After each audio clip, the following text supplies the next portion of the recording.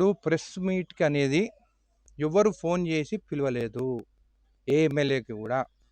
CM Revanth Reddy గారి పైన ఇష్టం వచ్చినట్టు మాట్లాడినారని చెప్పి, ఎమ్మెల్యేలు ఎవరైతే ఆ రోజు అవైలబుల్ ఉన్నారో హైదరాబాద్‌ల, వాళ్ళంతట వాళ్ళే మళ్ళీ చెప్తున్నాను. ఎందుకంటే కావాలని ఎమ్మెల్యేలకు ఫోన్‌లొచ్చినాయి.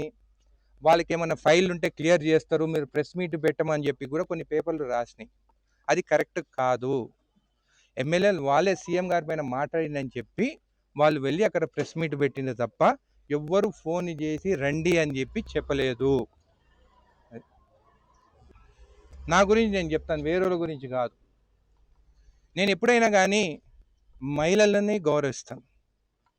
నేను మహిళల పైన ఎప్పుడు నేను ప్రెస్ మీట్ పెట్టను. మా ఇంట్లో కూడా మా అమ్మ 10 సార్లు తిట్టినా కానీ తలకాయ వంచుకొని తలకాయ కింద పెట్టుకొని వింటాను, కానీ నేను మాట్లాడను.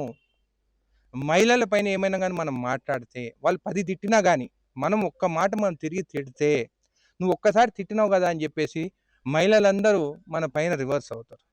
మహిళలు వాళ్ళు కన్నీరు పెట్టుకొని ఒక్క చుక్క కానీ భూమి పైన పడితే ఆ చుక్క సునామీ అయ్యి ఆ సునామీలో మనం కొట్టుకుపోతాం. కాబట్టి నేను ఎప్పుడైనా కానీ మహిళల పైన నేను ఎప్పుడు ప్రెస్ మీట్ పెట్టను. వాళ్ళు తిడితే నేను అక్షంతలుగా తీసుకుంటాను, కానీ నేను ఏమీ అనను. మీరు చూస్తే సీఎం రేవంత్ రెడ్డి గారు వచ్చిన తర్వాత ఒకటే మాట చెప్పినారు, ఆ విషయం పైన ఎవరు మాట్లాడొద్దు, కొండా సురేఖ గారి ఇష్యూ పైన ఎవరు మాట్లాడొద్దు. ఎందుకంటే క్రమశిక్షణ కమిటీ వాళ్ళు ఆల్రెడీ వారు ఎంక్వైరీ చేసి వాళ్ళు ఏందనేది కూడా రిపోర్ట్ ఇచ్చినారు. కాబట్టి ఏఐసిసి నిర్ణయం కానీ, పిసిసి ప్రెసిడెంట్ నిర్ణయం కానీ, మా సీఎం గారి నిర్ణయం కానీ ఏది ఉన్నా కానీ దానికి మేము కట్టుబడి ఉంటాం.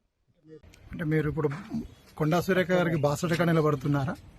నేను ఒక మహిళల పైన నేను ప్రెస్ మీట్లు పెట్టను. మహిళలను కించపరిచేలాగా నేను మాట్లాడను. ఎవరు తప్పు చేసేది అనేది దేవుడు చూస్తున్నారు. ఆల్రెడీ క్రమశిక్షణ కమిటీ వాళ్ళ నివేదిక ఇచ్చినారు. దానిపైన ఏది చర్యలు తీసుకున్నా కానీ దానికి కట్టుబడి ఉంటాం.